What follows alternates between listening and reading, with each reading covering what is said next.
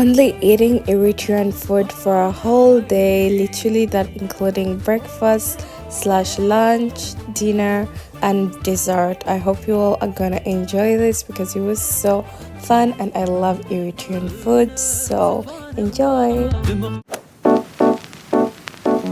Hi guys, welcome back to my channel. It's your girl Salma and welcome back to my series where I cook different country foods all over around the world. And today I'm doing my first African country, which is Eritrea, and I'm super excited for this one because that is some of my favorite food. Like when I say favorite, that is like on top. It has to be the first.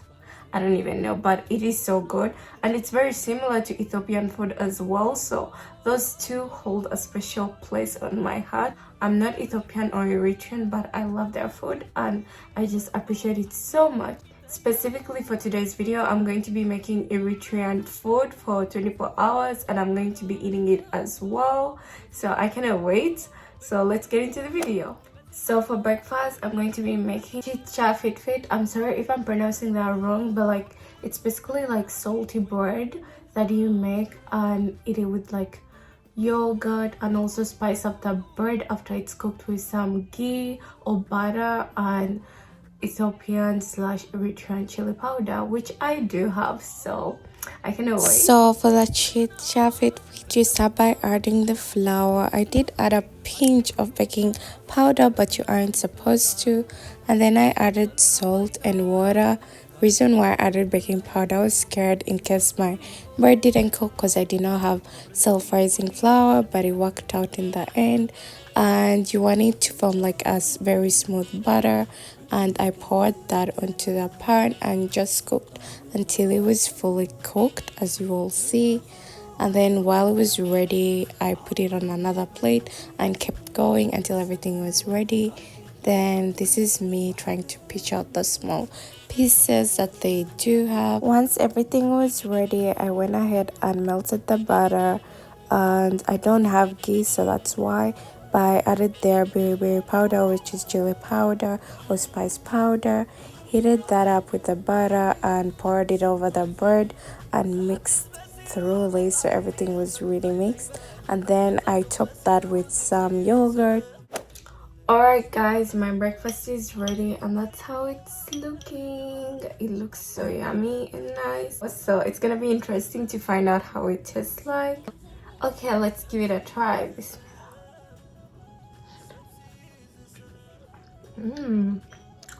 Wow. No, I wanna try it without the yogurt as well. I think I liked it without the yogurt more, but otherwise it's really good. I'm gonna finish this up and I'll see you all when it's time for lunch. So now it's time for lunch. We're gonna be making Injera, and Injera is the absolutely best food in the whole world. Like if you guys haven't tried Eritrean or Ethiopian food, I recommend Injera. It is literally the best. It's basically a sour bread that is super soft and it just melts in your mouth, and then they make it with a bunch of different sauces. It is so good, and their special spices make the food 100 times better. Like guys, that's how much I love Ethiopian slash Eritrean food. But yeah, we're gonna be making injera, and then for this sauce we're gonna be making hips, and then we're gonna be making some shuro, and then we're gonna be making a special injera mixed with tomatoes and onion kind of sauce. And then we'll have maybe a salad as well, so I cannot wait because like this is my favorite food, and me making it, I'm super nervous and scared, but hopefully we're gonna nail it. And yeah, so let's go make lunch. So I went ahead and started making the shuro sauce by adding onions, and while they cooked I put in oil, and then I put in some crushed tomatoes and some hot water. Once that came to a boil, I put in the powder of the shuro, which is basically like powdered lentil or grounded lentil, and I let that cook. When it was ready, I stored it away, put that aside, and then I made the paste for the other two sauces by adding Eritrean chili with some oil and vinegar and some garlic and some ginger powder, and then I mixed everything until I formed a paste. Then I poured some oil and green peppers and onions, I did cook those for a while until they softened, and then I added in the beef that I had and mixed that. Once the beef was all cooked, I added the paste we made earlier and just cooked that. I also added some salt to taste, and that was it for the sauce. So then I went ahead and started making the special injera sauce, where you start by sauteing the onions without any oil, and once they get soft you add in the oil. This is a typical Eritrean and Ethiopian thing. And then I added in some onions, and I forgot to show you all, but I added in some pepper before the salt. But then I added in the rest of the paste that I had and some hot water, not a lot, just some, like very little. And then I added in some cut up injera, and guys, this sauce is really good, so you will definitely have to try it. I forgot the name, but then I went ahead and did plate. My plating wasn't the best, like when they do it at the store or like at a restaurant, it looks so yummy and nice, but this is what I could do. So yeah, I also added some cut up tomatoes and onions, and that was it.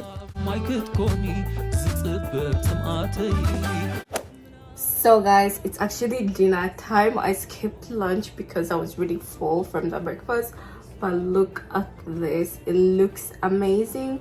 It took me a while to cook, I'm not gonna lie, and I do not have everything that you need for all these sauces that I did here, but these are some of my favorite sauces when I go out to eat. That's why I did them. Like, this smells so good and it looks so good, so I cannot wait to try it. Honestly, let's do it. I think I'm gonna need Mike to help me hold this plate because I don't have a table to put that plate on.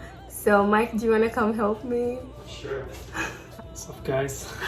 And here's the injera. By the way, I did not make the injera, if you're wondering. I got it store-bought. Or store-bought? Yeah, we ordered injera last time and we had it in the freezer, so I was like, you know what, let me do Ethiopia, let me do Eritrean food. Okay, so we're gonna try. I feel like I should let Mike try because he's helping me hold, so it would only be fair. And I'm taking all these sauces so he gets a bite of everything. This is gonna be a big bite. You ready? All right, let's try it out. Okay. All right. Yeah.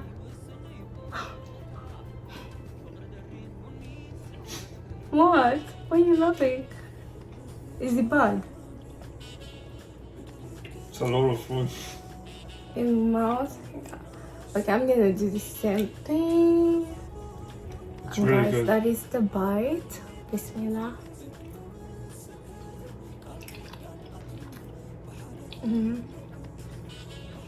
It is really good. I love it. Spicy. It is spicy, you will. It's spicy, but it's actually pretty good. And this is one of our favorite foods. This is so yummy. I'm gonna eat up my food when I try to finish the whole plate because it looks huge and it's super filling. So yeah, let's eat up and I'll see you guys for dessert. I'm gonna be making Eritrean donut because I couldn't really find a lot of like snacks, but I did find the donut. So we're gonna be making that donut and I'm super excited for it because from what I see or from my research, that was the only thing I could find. So I'm excited for this one as well. So let's go make it. In a bowl, add some yeast and then add in some sugar and add some lukewarm water and mix that together and set that aside for 10 minutes until it's foamy. Take some flour and then add in some salt, which I almost forgot, but I put it in, and just combine everything together with the yeast. Add in more water if needed and knead until you form a dough. Once the dough is formed, cover that up and put it someplace warmer until it doughs in size, so about an hour. Roll out your dough and just roll it out until you have a big circle, and then once you have that, start rolling up like you would roll a cinnamon bun, but this time without anything. I guess that gives it more layers. And then cut the buns or the dough into small parts that are donut size. And I don't know, here I was trying to create the design or the donut I was supposed to make, but I failed so bad. I mean, when she did it so nicely, but when I did it, it was so bad. But at the end of the day, it was a donut when we fried it, but on medium low high. On medium low high heat. Fry your donuts in oil that has been preheated, and just take your time because you don't want the outside to burn and the inside to be raw, and just keep going until all your donuts are done. So guys, it's finally time for dessert and it's ready. Honestly, these donuts smell amazing and they did puff up very big. Like when I cut them, they looked really small, but because of these, and they're so soft, you all. They're so crunchy, do you feel that? And they're so soft, look at that. Ow, that is hot. That is so hot, but like they're so soft. Look. Oh, okay, let's try this one. It is so hot. I just finished. Now they had to pop and everything.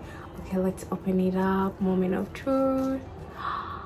Wow, look at those layers though. Hold on, I need to fix the camera.